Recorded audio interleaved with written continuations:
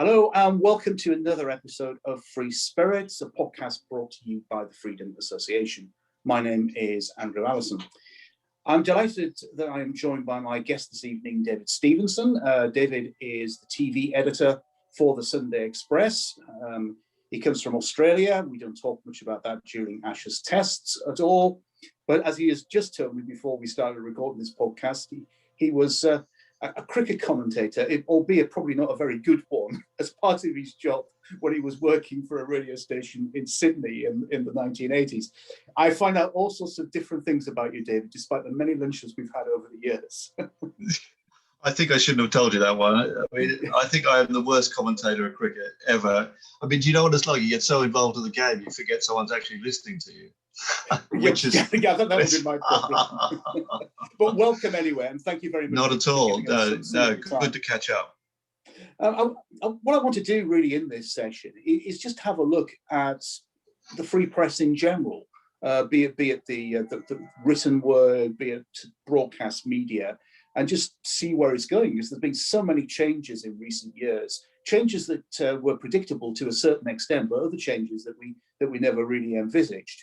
And first of all, I'd just like to look at the print media. We know that circulation figures are going down year on year every time we look at the statistics. Not very many people were going out this past year because of COVID restrictions, which has sort of hit the sales of the actual physical copies of these newspapers. And in conjunction with that, what also sort of alarms me a little bit is the rise of fake news. Now, I would rather trust an established newspaper in this country than some bloke on Facebook. But there are plenty of people who seem to trust some bloke on Facebook rather than the established free press in this country. What's your opinion on all of this? Do you think there's a strong future for the printed media? Or do you think it's going to decline, everything's going to go online, and you're going to be battling with the sort of the fake news brigade?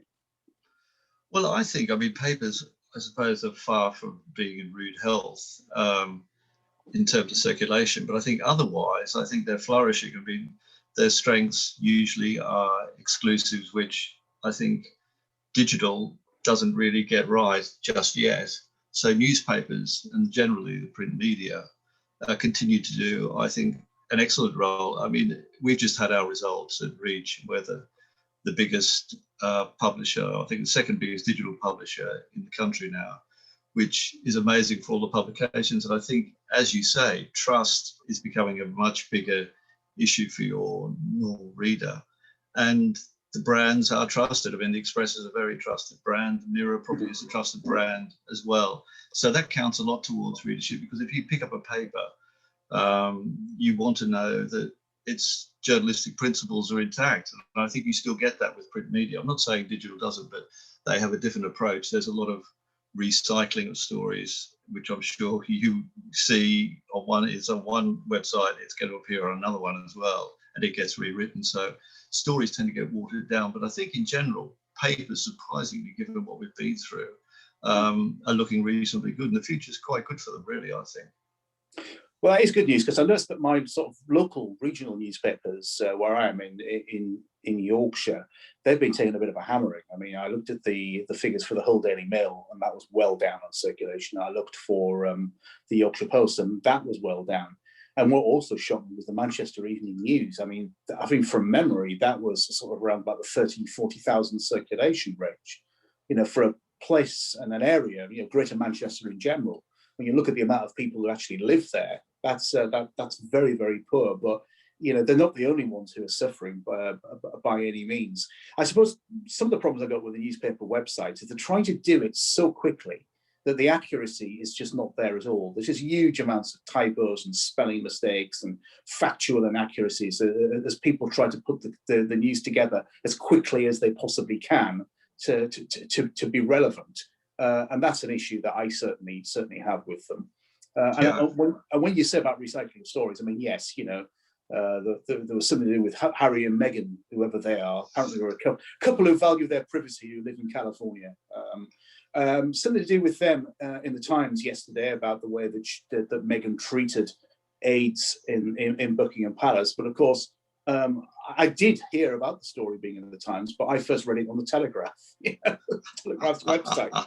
So, but that's what happens a lot. But that's understandable, and I suppose really that's always happened, hasn't it? Yeah, that has, but I think it's exaggerated on digital news coverage, because the emphasis is on stories that get all the hits. It's all measured in unique daily or monthly hits to the website. So they are chasing hits all the time. It's not that papers aren't chasing circulation, but in a way we're doing something a little different at the moment. We have to provide, well, I think we provide the quality alternative. You know, my friends on the internet are going to be just throwing spears at me. But I mean, I think in the end, that's what will keep the survival of print media intact. I really do. I mean, the journalism has to be good. It has to be accurate. It has to be trusted. And I think digital can learn a little bit from that, because we don't, of course, papers don't, we don't have clickbait in that sense. I mean, there may have been things like Page 3. I suppose you could say that was a type of clickbait. But on some news websites, a Harry and Meghan story will run regardless of what the content is in the Harry and Meghan story, and possibly it'll be a comment-based thing. It probably won't have any real. It wouldn't have a hope of making it in the printed media. So stick with print, I say to everybody. There we are. No, I do take your point, and what I always value from a newspaper more than anything else is the comments section. I like to read some very good quality op-eds in there from a variety of different writers, and you know, Sunday Express certainly does that. It even occasionally waters down its quality by offering me a chance to write for you. But you know, but I think that's what a lot of people do value from a newspaper, and I've noticed that really, you know, particularly with the Telegraph, I think, and I am a Telegraph subscriber. The comment section is very wide and very varied. Some really good quality writing from politicians and other journalists, commentators, think tanks, campaign groups, and there's a lot going on there. Yes, most of that, the vast majority of that, appears on the website rather than actually in the newspaper, but it certainly helps drive up digital subscriptions. And this is the difference, isn't it, between some newspapers. If I want to read the Times, I have to subscribe. Same for the FT. Same for the Telegraph. If I want to read the Guardian, I just have to. Well, there's a begging note on every page that you go to, asking you to make a donation. Others have this advertising model, which, you know, maybe it works for Reach, the organised parent company that you work for. It probably works for Mail Online as well, where they seem to get a lot of clicks and the advertising revenue holds up. But I guess for some other newspapers, that is just not the case. I mean, I've often said, who was the bright spark who thought about giving away content for free without any plan at all as how you're going to bring in revenue? I think that's our friends. I think that was our friends at the Guardian, actually, who gave away free broadsheet material, which is extraordinary when you think about it now. And of course, that really set the trend. I mean, the other thing, of course, that newspaper websites have is the level of engagement with the reader that we don't have in print. We have letters to the editor, but online you get streams of comments, and that does. I mean, some people really enjoy reading the comments, and they can be quite amusing, but there's not a lot of moderation on newspaper website comments, I don't think, and so that can lead to quite a high degree of trolling as well. So that's another side of digital news websites that I think there possibly needs to be a bit of reform to. How that would actually happen, I wouldn't know, because it's part of the free-for-all that is our beloved internet, really. Well, yeah, it is, and you're right. Some of the comments are absolutely disgusting on there, and I wish there was just much more moderation of them. If someone's just being abusive, then, you know, fine, you have your right to make your comments. Do it on Twitter then, or do it somewhere else, but you don't have a right to do it on a newspaper's website. It's up to the newspaper to decide what goes on there and what doesn't go on there. But do you think that the future for the free press in this country is going to be more subscription based, or do you think it's going to go more advertising based? I think it depends on the publication. It could depend. It depends on the publication. I think we're quite keen still with the Daily Mail, model, the Sun's model, which is providing a huge number of stories, which then bring in as many clicks as possible. I mean, that's working financially for us. I think we're heading towards double-digit growth, which I think I understand what that means. But it is significant. It's the growth story for the company, which they talk about a lot. So I can't see that growth story changing for them. But the papers are an important part of revenue. I mean, in a sense, it's not a case that we keep it going. I think the revenue on the digital side is about 90 million, 100 million. So it's considerable. So they're quite happy with that model at the moment. But I would think that there probably in the future be some sort of quality offering behind a paywall. I think it's probably inevitable. And it's a good thing. I think it's a good thing, but I think papers shouldn't shy away from paywalls at all, because there are different types of paywalls where you don't, not all where you can pay a smaller amount. It doesn't need to be a monthly subscription. And the Telegraph's been quite clever at getting themselves behind a paywall. And it's, you go on their website now, and if you're not a subscriber, you don't pick up anything. But it's worked successfully for them, and they've come off the main. There is a main measure on the newspaper industry of circulation. They've come off that altogether. They're so confident with their model at the moment. So it'd be interesting to see how that plays out long term. It's certainly working for them at the moment, but I think traditional red tops and middle market newspapers are quite happy with putting as much content out there as possible at the moment. Well, it's important because, I mean, our ninth principle of the Freedom Association of a free society is a free press. And it is vital that we have that free press. And this sort of leads me on to other things to do with the coronavirus restrictions that we've had in the previous year. I don't know if you agree with me, but I get the impression that many journalists are just basically parroting what the government is saying, rather than actually reporting it, rather than actually giving some analysis. And it becomes a propaganda machine almost. I mean, I'm not thinking of your newspaper, but I do think of some of the questions that we've heard from Laura Koonsberg and Beth Rigby. Well, if she ever gets back into her job at the Sky News political editor after her birthday party with Kate Burley. But they're not exactly challenging questions. You either get a gotcha question, or it's a question about fear. Are you really sure that we should be lifting restrictions so soon? Children could be spreading disease. There could be angels of death. They could be killing their grannies. Are you really sure, Prime Minister? It's that sort of thing. I just don't find it particularly, what's the word I'm looking for? Instructive. It's not erudite questioning. It's not really. It's not edifying. Yeah, I think there's a lot of that going on. And I think, journalism used to be a trade. That's its traditional title. Now it seems to be a profession for Oxford and Cambridge, maybe St Andrews as well, or Harvard and Yale graduates to get into. And if you haven't been to any of those universities, you may as well forget it, because you'll never rise to the top of Sky News or the BBC. There does need to be a little bit of social mobility in newspapers. I do agree with that. And it is a struggle to get into the industry as well.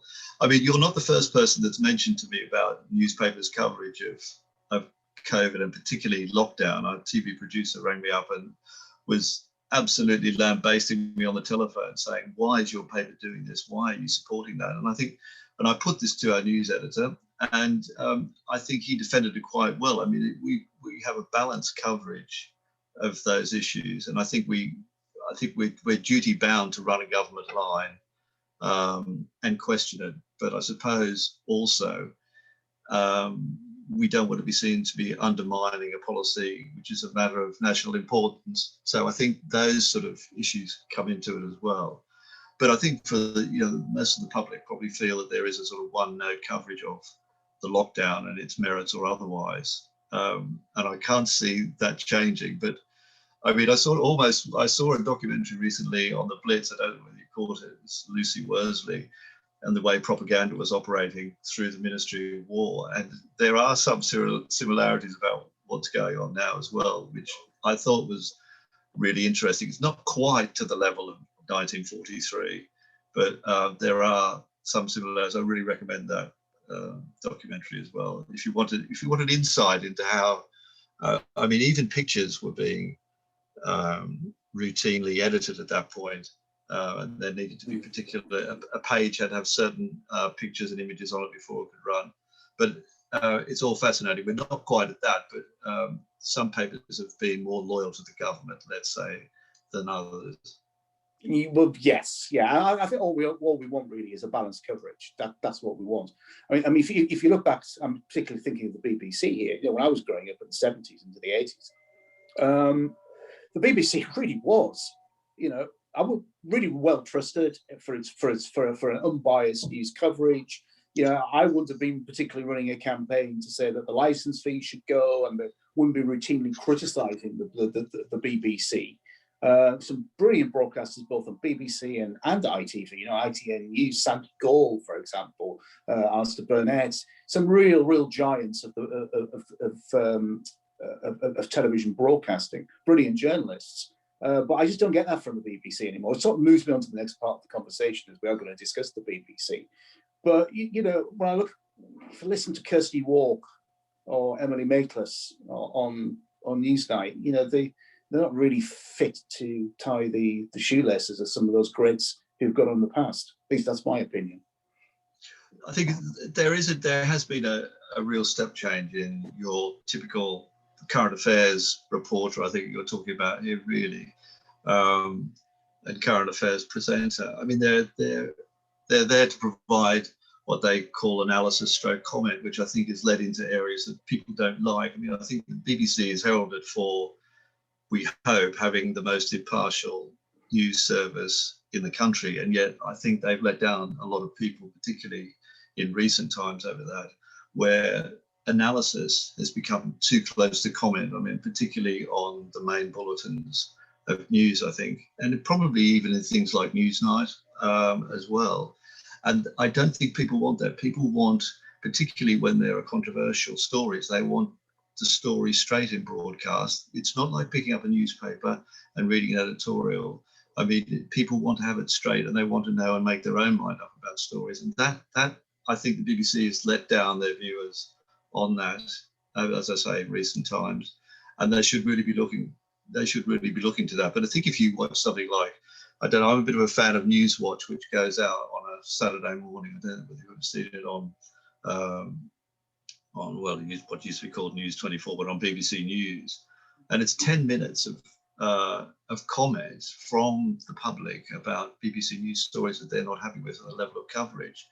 And it's well presented, but often you'll get a BBC executive popping up. And will they ever admit to any mistake or any lack of judgment over coverage of a story?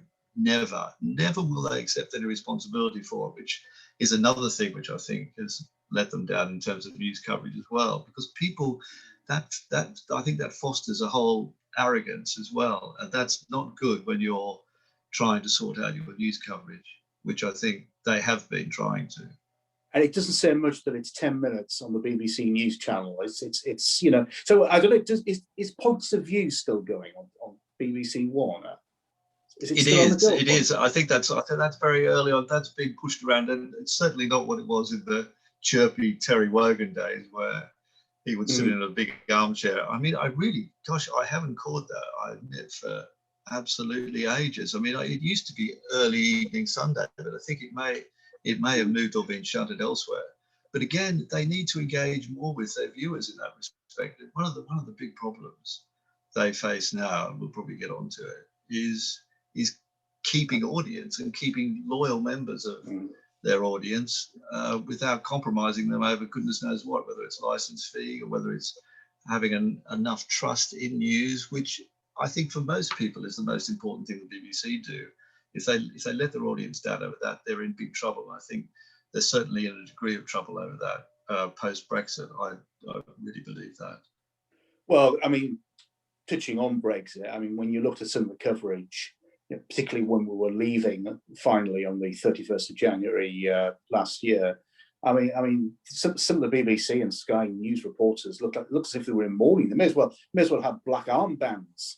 And you know, I remember watching Sky News coverage because I literally just come back from Brussels that morning with my family. It was my final day during my brief 5-month spell working at the European Parliament, and I was And I was chuckling away on the sofa at home watching this coverage, you know, because you looked at who they were bringing on. Oh, let's bring on Vince Cable, you know. Oh, well, obviously balanced view from Vince Cable about this. He looks an Undertaker at the best of times. It was even worse that night. And then they brought on Ramona after Ramona after Ramona to sort of criticize it. And what was going on behind them was a huge party of people celebrating that were actually leaving the European Union. And you barely heard any of that, or barely got an interview with anyone from that. And all it was just hour after hour of basically biased news coverage. Simple. That's the only way that you could describe it. They didn't even attempt to be balanced in any shape or form. Absolutely. I mean, they treated it as a wake, really, didn't they? Which yes. They should have done. But I think really they didn't have the presenters, or they didn't have the strategy in place as to how to cover that story at all. It was always, I think BBC always treated the whole Brexit movement as something of regret and tried to find a way of dealing with that regret through their programs. And I mean, they didn't grasp it at all. I mean, and what has happened as a result, and I think this is also a problem with Sky News as well, because it's quite left-leaning. In fact, it can be more left-leaning than BBC at times, surprisingly, is that it's opened the way for something like GB News, which is soon to launch. I don't know precisely when that's launched, the Andrew Neil project, but I expect that will do very well. It's going to be very well staffed. You know, journalists are all talking to each other saying, are you applying for a job there? I mean, everybody that I speak to is interested in what this is going to be like and what it's going to produce. And I think it is going to shake up the other news broadcasters considerably, because it'll make them think about I mean, I don't think it's not going to be a Fox News, which I take with a pinch of salt when I watch it, because it is incredibly entertaining. But clearly, I doubt very much, because of our regulation, the way it works, it will be like that. But it is going to shake up news broadcasting, definitely. And Sky News will lose people to it, other ITN will, and BBC will. So we could have a drain towards GB News. So I think it's a real watch this space in terms of news coverage. And yeah, I'm quite excited.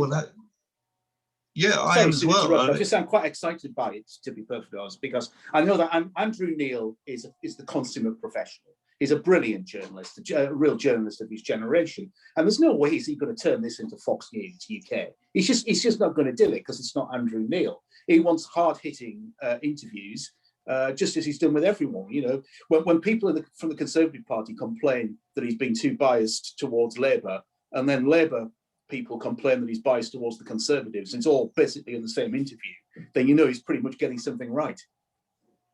Yeah, absolutely. And I think, I don't know what his contribution in terms of on-screen is going to be at this stage, but it will have a lot of friends, and they won't just be pro-Brexit. There'll be people who want to get a fresh approach to news. I mean, I'm not really sure what that is, but it'll certainly be a push to the middle ground, which is, I think, I mean, nobody wants to sit down with broadcasting news, I think, and think, well, what are they trying to say there? I mean, again, it's about facts. I mean, it's an irony that I think, I don't want to sort of keep going on about how wonderful print media is, but you sort of know where you stand with print media, I think, as a reader, and you get a lot of facts in stories, which you often and more likely don't get on broadcast. So there's still a lot of favour, a lot of good to be said for that in terms of print media, but I don't want to sell print media too much. Yes, I do. You know, you used to sell cricket at one point, but we won't go into that again. I won't remind you of that again. Sticky wicket. Nothing's not as sticky as that last pitch in Ahmedabad, where England had to play India. Gosh, that's incredible, isn't it? Yeah, absolutely. But thankfully that was free to air, which strays off the subject a little bit. But you know, I was really pleased that I can watch it on Channel 4. I didn't have to have a Sky subscription or a Now TV subscription or whatever. And it was absolutely fantastic. But about the first time in 15 years to see some live cricket on free to air television. And good coverage, and a really good coverage by Channel 4. I mean, they had their main commentators were here in the studio. That was fine to keep the cost of it down. But I thought it was received really well, and people want that. I mean, TV sports rights are in a mess, aren't they, really? I mean, we're now looking at Amazon coming in even more than they have before. They've already got tennis. They are looking at, they've got Premier League, some Premier League football, and they will get more and more. I mean, the wallets are out for sport because it's always such a great generator of revenue, and you get loyal audience with it. I mean, Sky B is built upon it, you know, so people know that there's great currency in having sport on a channel. Mm.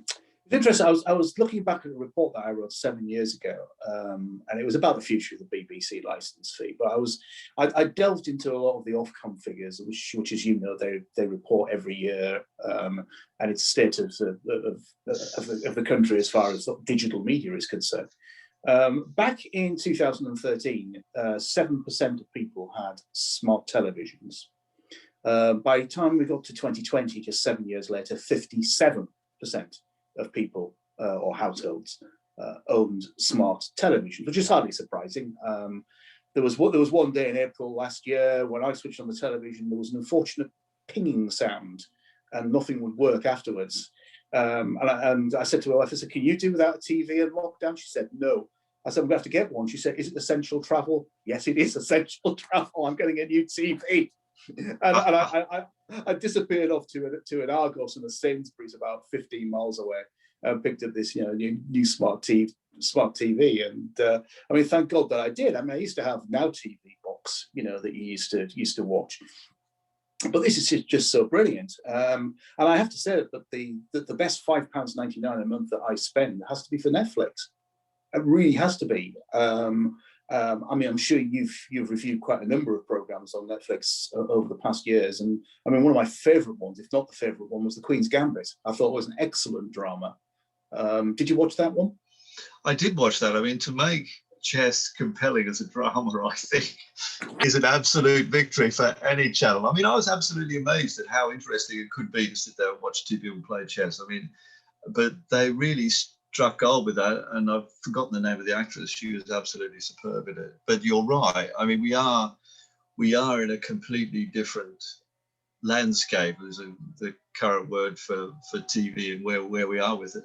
And Netflix is just shining at the moment with things like Bridgerton. I mean, it may not be to everybody's taste. It was quite fruity, racy, whichever description you're happy with, drama.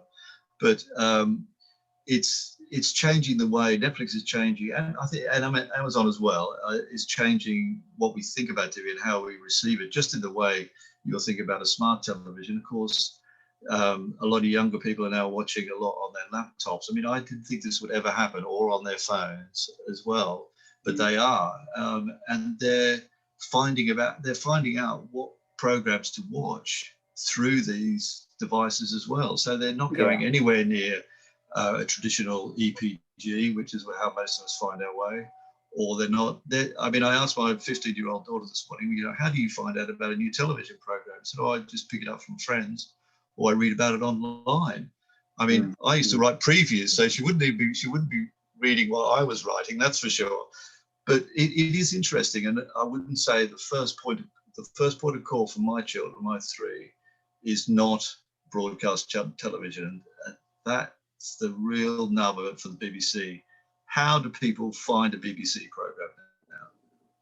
Yeah, no, you're absolutely right. I mean, I've said this before. I've got a 21-year-old son, and I mean, he's at university. Obviously, he doesn't have a television. He lives in a student house. They don't have a television. They just watch things on Netflix on their computers or their iPads or whatever device that they want to do. And of course, that's another thing that has changed massively over the years. Whereas a very small percentage of households actually had a tablet, some form of tablet, be an Android tablet, an iPad, in their homes 7-8 years ago. Of course, now the majority of households do. And I know there's a lot of people who are genuinely poor. They don't have a lot of disposable income and can't afford to have all these different devices. But if you have a decent sort of standard of living, you don't have a lot of overheads, then you tend to have them. I mean, I'm trying to think of how many devices we got in our home of capable of watching TV. I mean, there's the main 42-inch television in the corner of the living room. We've got showing off. two. Oh, well, I know. I was thinking about something bigger, but my wife told me not to boast too much. But we've got a couple of Chromebooks, computers. We've got smartphones. We've got 2 iPads in the house, that we all use for different things. I'm speaking all of these iPads to you now, and it's so easy, isn't it? Because I mean, do you remember those days when you used to travel to places? I don't know if you remember them. You used to sort of get on a train and go somewhere. Apparently, we used to do that in the olden days, before lockdowns, and you could watch something on Netflix, or anything. I mean, on demand or MyPlayer, whatever. And then you go home and you just press play on your television, and it automatically remembers where you are. I just think it's absolutely fantastic, isn't it? And this is what people are interested in. This is what the kids are interested in now.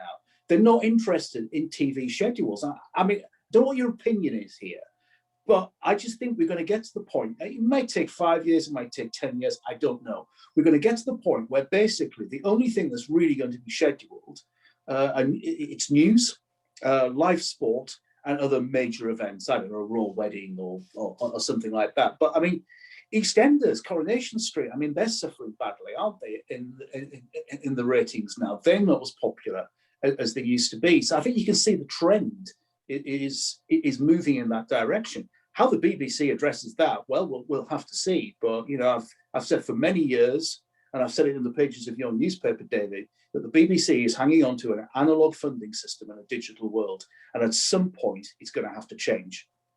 Absolutely. I mean, I think an interesting tipping point came last month when Netflix announced they were upping their subscription, which was then going to work out to be slightly more than the BBC, and that and the BBC license fee. So I immediately just thought to myself, well, how can I do without the BBC? And then I started to tot up the number of programs that I was both reviewing and watching on BBC versus Netflix in that past month, and that just happened to be, I think it was January. So I'd be looking at The Crown, Bridgerton, Queen's Gambit, 3 absolutely fantastic dramas. And I did one of my rockets in the newspaper.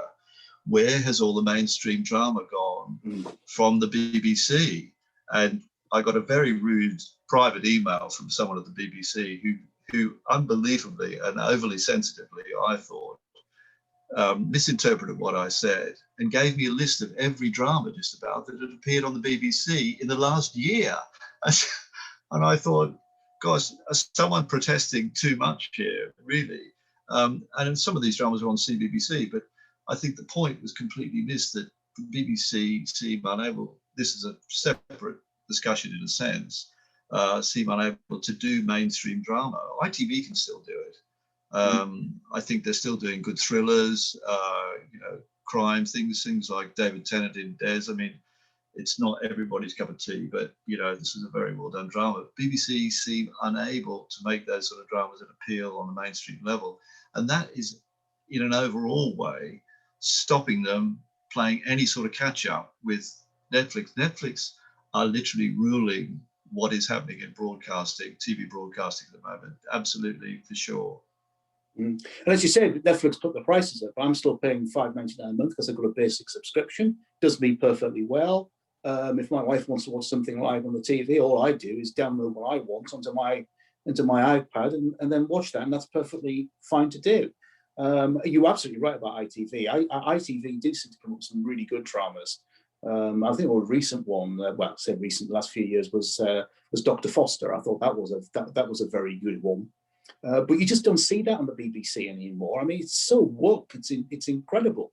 I mean, they've absolutely ruined. I mean, I'm not a great fan of Doctor Who, but my wife is, and I think they've just absolutely ruined Doctor Who. It's got nothing to do with, I can't remember her name, the actress who's played the character. Jodie Whittaker. Jodie Whittaker. I don't think it's really got a lot to do with her. I think it's such appalling scripts.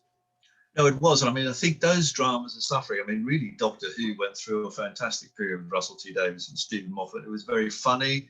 I mean, we would watch it as a family. And I think now it's in a pretty parlous state. I mean, Jodie Whittaker is meant to be leaving. So goodness knows what's going to happen with what is, for them, probably one of their best exports. Now, if you can't get that sort of show right, you can't make money from it. Your revenue is going to suffer, and then you'll make programs that are not up to standard. So they've got a problem when they can't deliver those sorts of shows. That is a real issue. But they need to they need to sort out their own funding structure so they can be more flexible. I mean, all their schedules as they are way too rigid. You mentioned EastEnders, there's Holby City, there's other continuing dramas, which and factual strands, you know, Holmes and they have a lot of daytime programs that are just stuck there. And really, what is the future for these shows in a more freer environment? There is no future. I mean, I hate to say it because I do watch a bit of Holmes and the Hammer.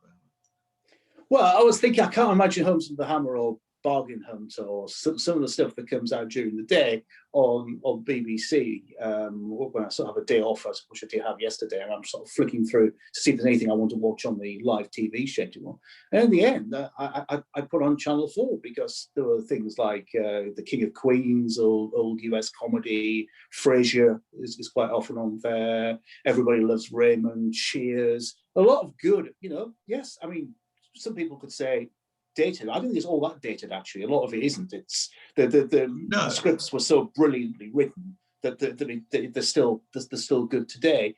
And then you might watch something like Undercover Boss USA or Gordon Ramsay. Gordon Ramsay's always good value for money on these you know, Hell's Kitchen and Kitchen Nightmares and things like that. But it's far more entertaining. I actually see a younger person sitting down and thought, what's this Frasier about? Well, actually, this is quite funny. But I just don't see that in BBC's daytime schedule at all. I don't really see anything that's even remotely amusing. And yet there we are paying whatever it is a year now for it, forced, because we want to watch live television. And it's just hemorrhaging an audience, a younger audience. It's just not, it pretends it knows what a younger audience was, but it's absolutely clear that it doesn't. I think and this week alone, we had the BBC Three decision, which I find just incredible. I really cannot get my head around this. 6 years ago, they dropped BBC Three as a main channel, took it off the EPG and said it's all going to be online so we can get younger viewers. And everyone went, God, this is great, it's great. A mate of mine at an independent production company go, it's terrible for us because we don't know who's going to watch this stuff. And I did feel a bit of sympathy. And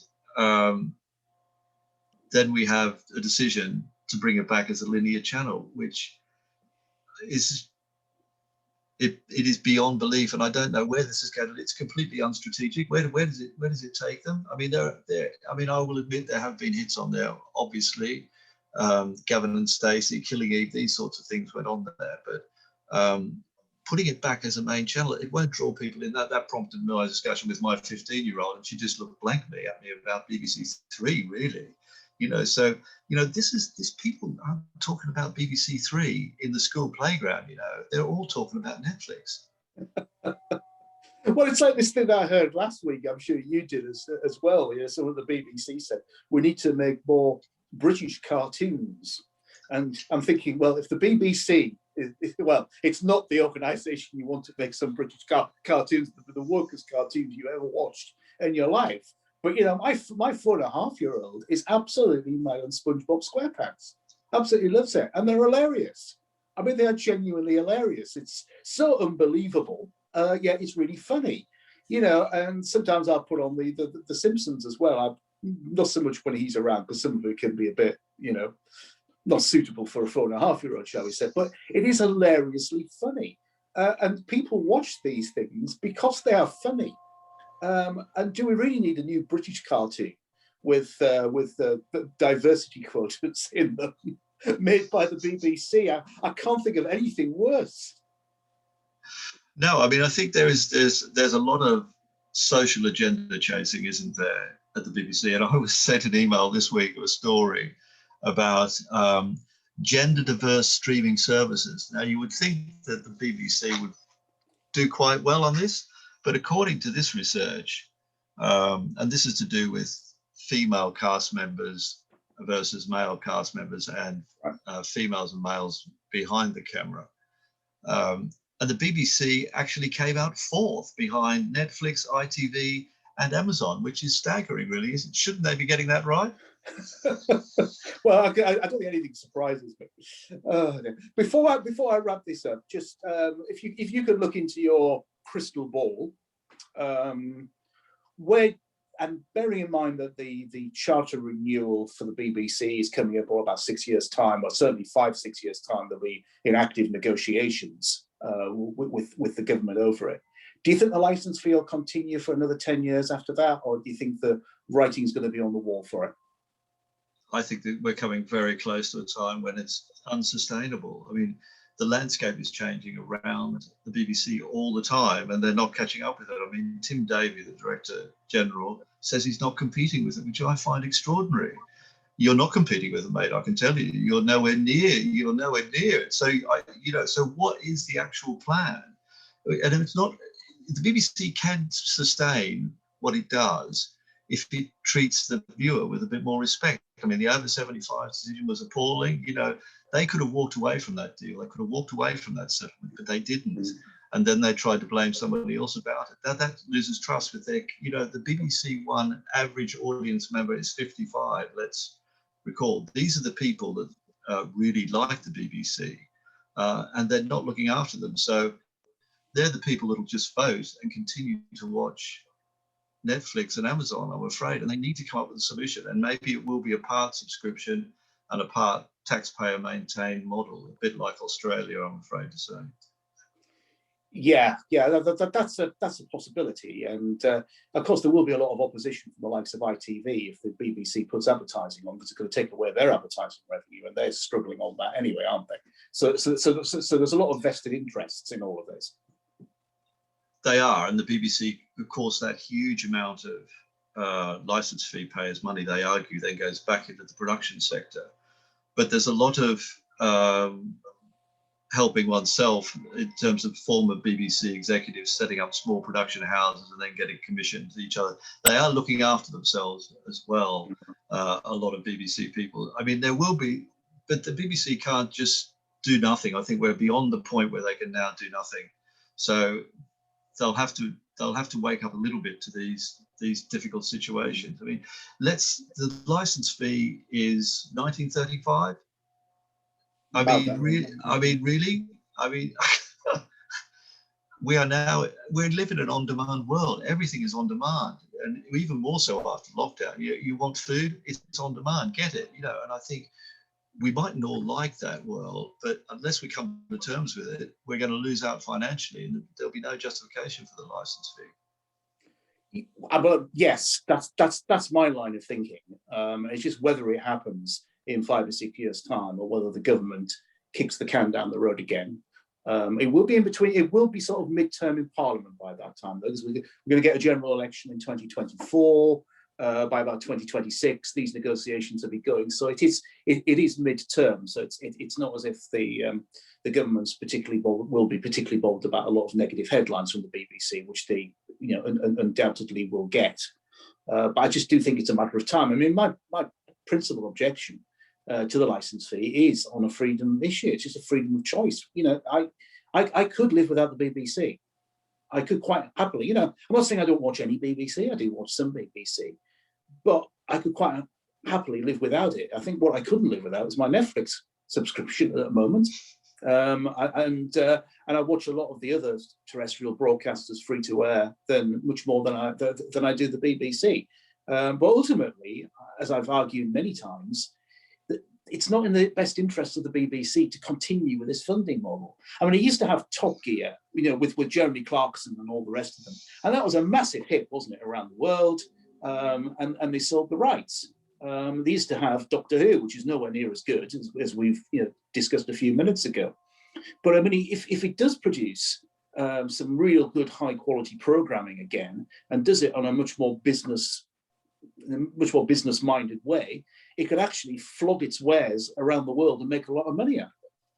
Absolutely. I mean, you sum it up perfectly. And I mean, most of the best work comes from private production companies, because they're aiming for a product they know they can sell around the world.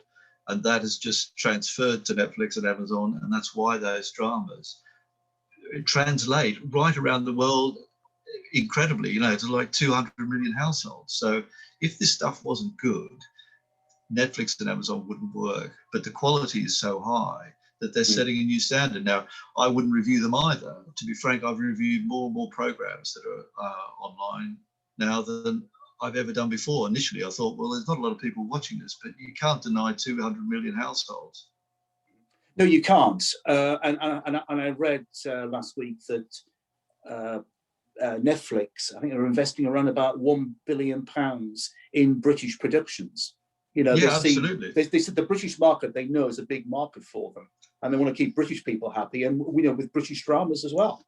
Well, absolutely. This is the whole thing about Bridgerton. I mean, Bridgerton is bizarrely at the center of this because it's providing, Netflix has put on probably one of the most diverse period dramas ever. BBC must have been looking over their shoulder, gosh, how and why didn't the BBC have this drama, a complete new spin on a period drama, filmed in Bath, filmed with 95% British actors, but put out by an American streaming channel? Something's gone right or wrong here. I mean, the BBC should have, I don't know whether they were ever offered it, was Shondaland production, but it's not good when the BBC are not in the race for these things either. You know, I mean, we want a strong BBC, but they're not doing anything that's going to lead them back to in preeminence in this. Not at the moment, it seems to me. But yeah, you know, in terms of the license fee, I imagine it's going to have to be a slow change. It's going to have to be structured and almost piecemeal to begin with, just to make sure that people don't think that it's like an NHS scenario that, you know, if you have some private money, we're never going to be treated again. So it's going to have to be a very delicate operation for everybody. Well, I hope it happens sooner rather than later, and it'll fulfill a wish of mine, and something I've been campaigning for many years. You know, so at least I can chalk up a little bit of a success if that happens. But certainly the opposition to the license fee now is growing right across the country. A lot of people are just not happy with what the BBC is doing. Doesn't feel that the BBC represents their views. Doesn't even think that the BBC is really interested in them. And as you said, the average age of somebody who's watching BBC One is 55, and they're not interested. And I imagine that some of the very, very loyal audience members of the BBC will be people who don't really go online, who are considerably older. People like my mother. My mother doesn't bother with anything online. She's 80 next month. She's not interested. But I'm not wishing any ill health on my mother. But of course, that is an aging demographic that is going to go in the next few years.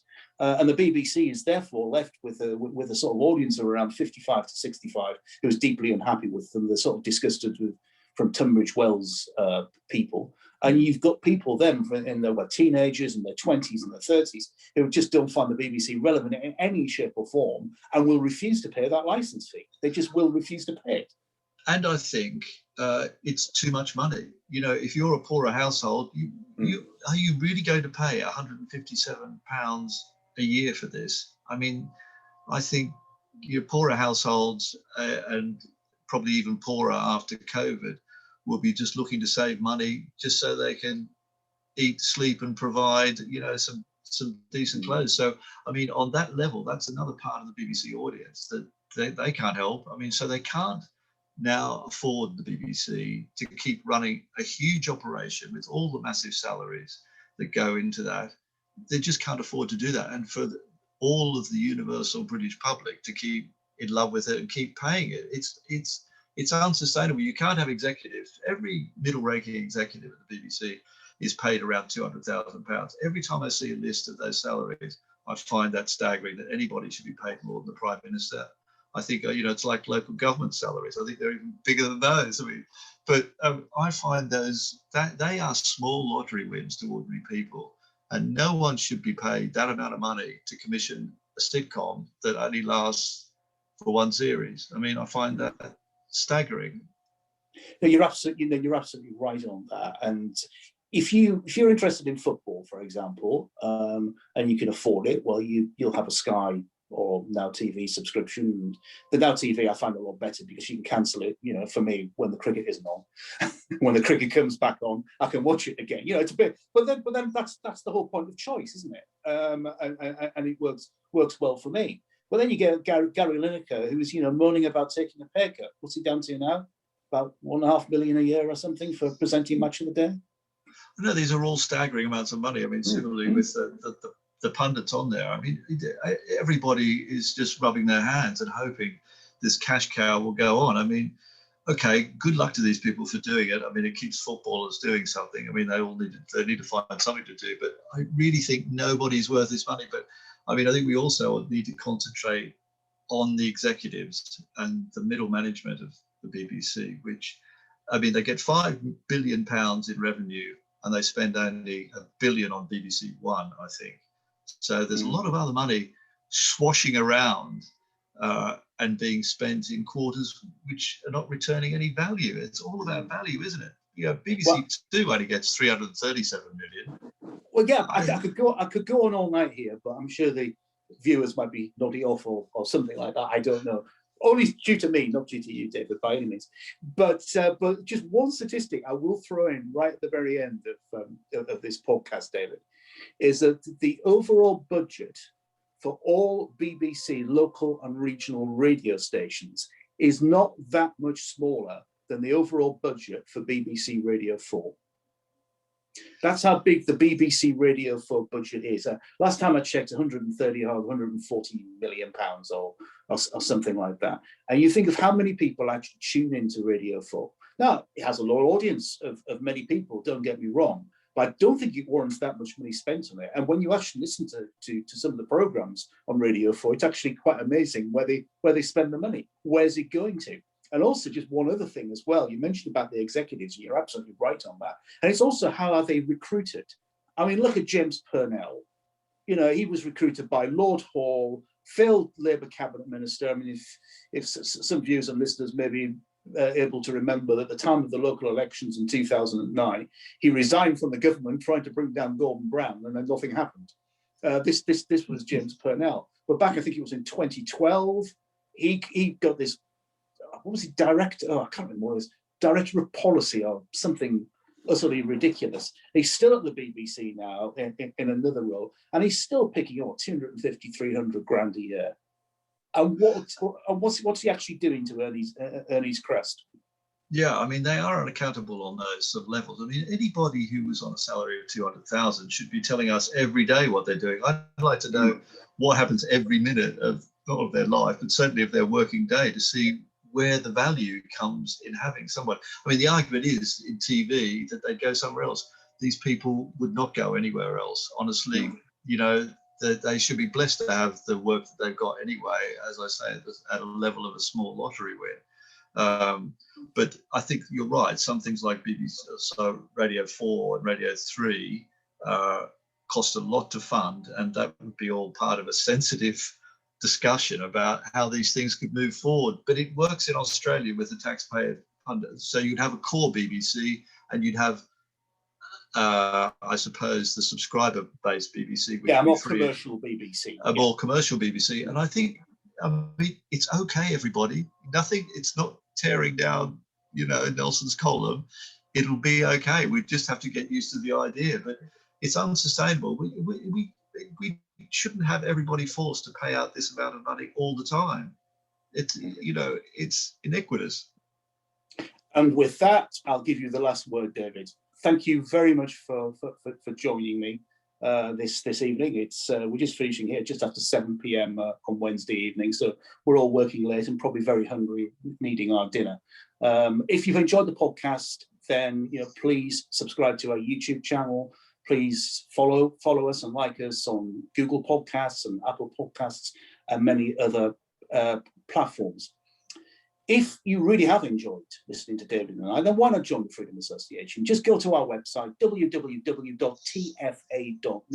and click on the join button. You can also make a donation on the website, which helps us with our work. So until the next time, very good evening. Bye-bye.